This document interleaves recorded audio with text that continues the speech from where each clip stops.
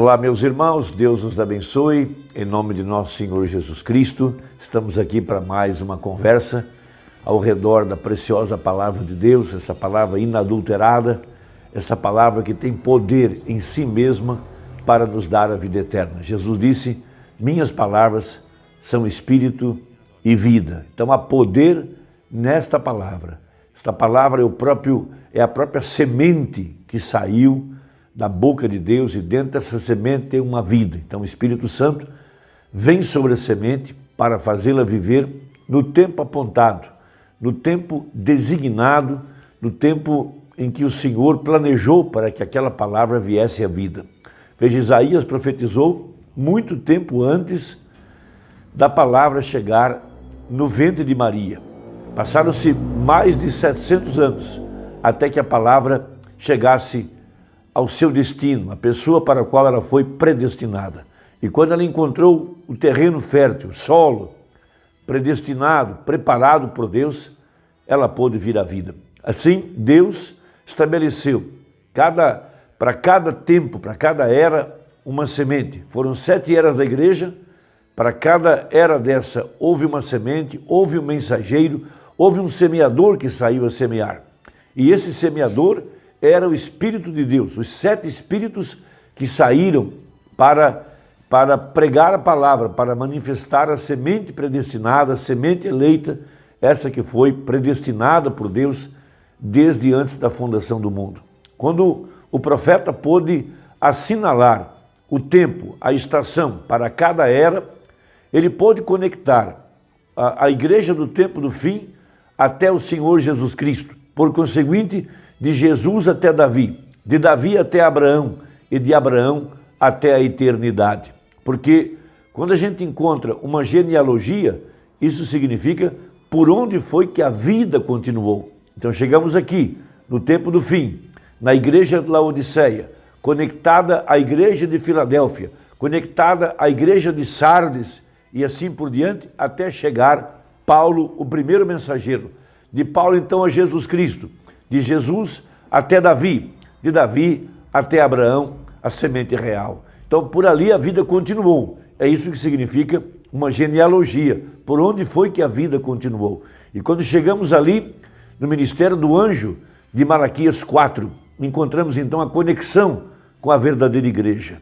E depois que sai de cena o anjo de Malaquias 4, a vida continua pela igreja, que é a voz final, de acordo com o Apocalipse, capítulo 22. Então essa conexão, veja, por onde a vida caminhou, está em Apocalipse 10, do verso 8 ao 11, referindo-se à igreja que estaria viva para a hora do arrebatamento. Então, todos nós sabemos que o ministério do irmão Branham foi até o verso 7 de Apocalipse 10. Veja, mas a partir do verso 8, já não é mais com o profeta, já é com a igreja. Por isso que João foi ordenado a tomar o livro, comer o livro e reprofetizar. Então João é um tipo da igreja. Quando Jesus disse, se eu quero que ele fique até que eu venha, que te importa a ti? Falando com Pedro. Então João representa os crentes que estariam vivos para a hora do arrebatamento. Então João representa a igreja, por onde a vida continuou depois da mensagem do anjo de Apocalipse 10:7. E essa vida continua por sua igreja. Então, veja, e a voz que eu do céu tinha ouvido, tornou a falar comigo e disse. Então, se tornou a falar, houve um tempo em que ela não falou, houve um tempo em que os céus estiveram em silêncio. Por isso que o 7º selo, capítulo 8, verso 1, disse que houve silêncio no céu por quase meia hora. E esse silêncio, veja, foi desde a aparição do anjo forte em 1963, formando a peruca branca nos céus. Veja, de 63 até 2003, quando a palavra começou a ser aberta, passaram-se 40 anos. Veja, 40 anos, relativamente 40 dias. Os 40 dias da ressurreição de Jesus até Atos 1, houve uma disputa a respeito do corpo de Jesus, se havia sido ressuscitado ou se os apóstolos haviam roubado o corpo e comido e assim por diante. Veja, essa mesma demanda houve com o corpo do profeta, que não pôde ser enterrado até que se tomou a decisão. Veja, enterra, não enterra, ressuscita, não ressuscita e assim por diante. Então essa lacuna, veja, o silêncio de Apocalipse 8, verso 1, durou exatamente 40 anos. Veja, para cada dia um ano, 40 dias da demanda sobre o corpo de Jesus, 40 anos para a demanda a respeito da mensagem do profeta. Então o anjo tornou a falar, o anjo disse, vá lá, toma o livro da mão do anjo, coma-o e reprofetize. Então isso tem passado. Veja, 2003 foi quando homens ao redor do mundo, inspirados pelo Espírito Santo, veja, o anjo é o Espírito Santo.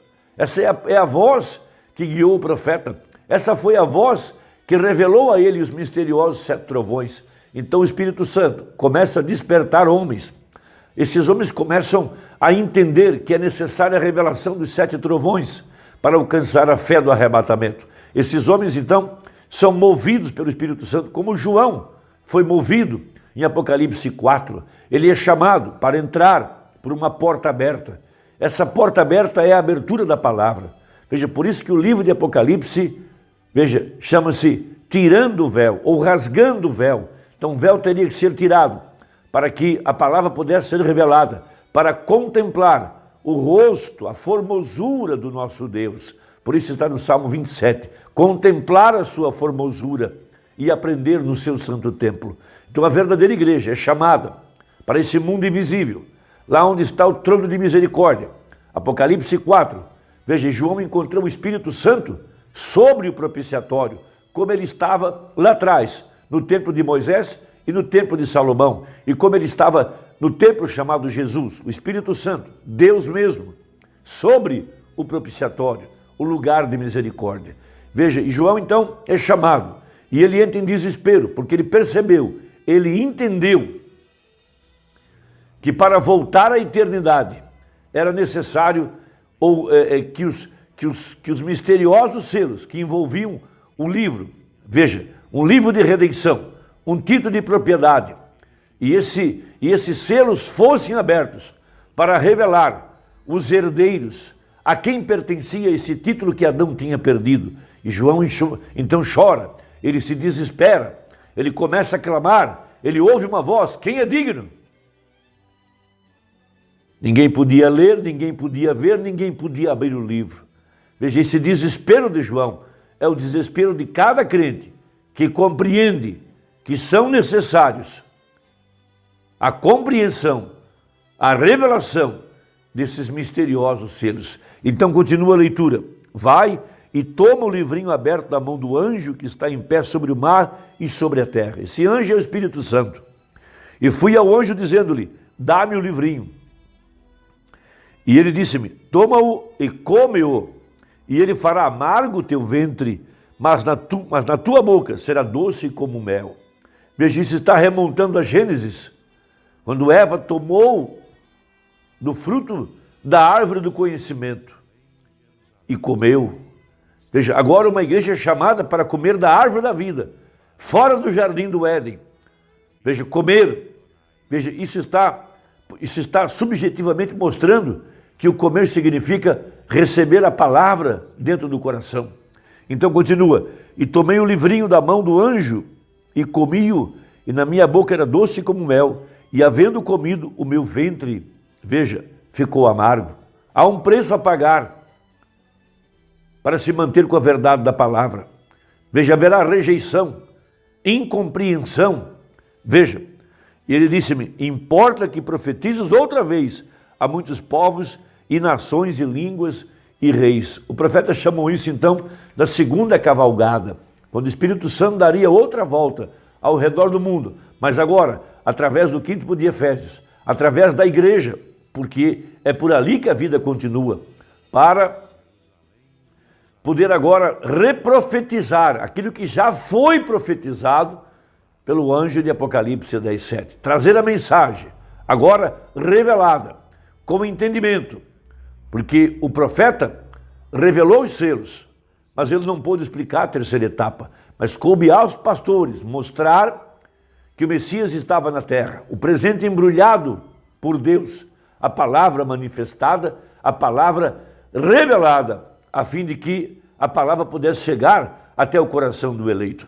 Então, nós precisamos compreender, veja, há um tempo apontado para que o crente possa tomar esse livro.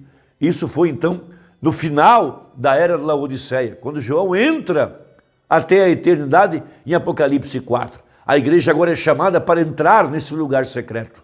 Veja, entrar lá através da revelação da palavra, através da oração e da revelação.